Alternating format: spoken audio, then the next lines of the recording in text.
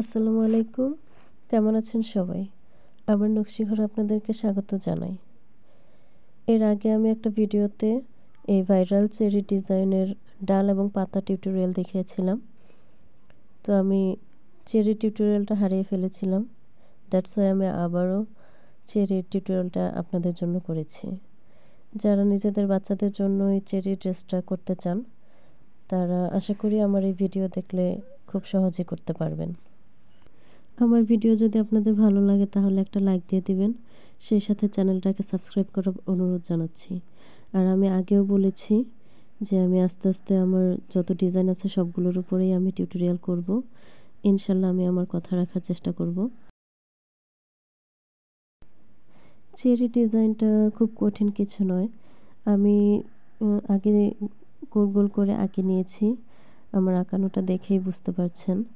আর এরপর গোলের ঠিক মাঝ বরাবর উঠিয়ে আমি 4 তুলেছি।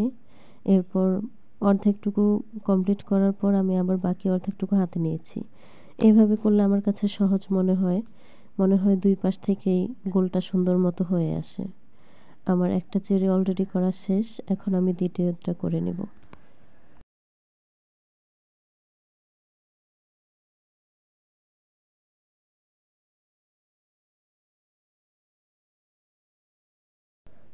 সাদা কাপড়ে লাল লাল চেরিগুলো দেখতে কী যে সুন্দর লাগে, অনেক বেশি ফুটে ওঠে। তবে আমাদের আরও কালারের উপর চেরি ডিজাইনটা রয়েছে, যেমন কালো, তারপর আরেকটা কাস্টমাইজ অর্ডার ছিল, ওইটা সবুজ।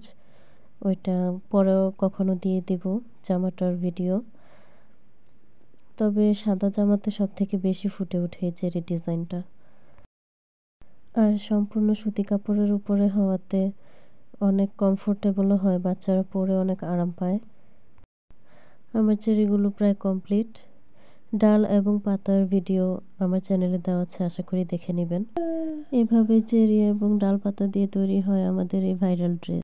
কেমন লেগেছে জানাবেন এবং পরবর্তী ভিডিও দেখার জন্য আমার চ্যানেলের সাথেই থাকবেন। ধন্যবাদ।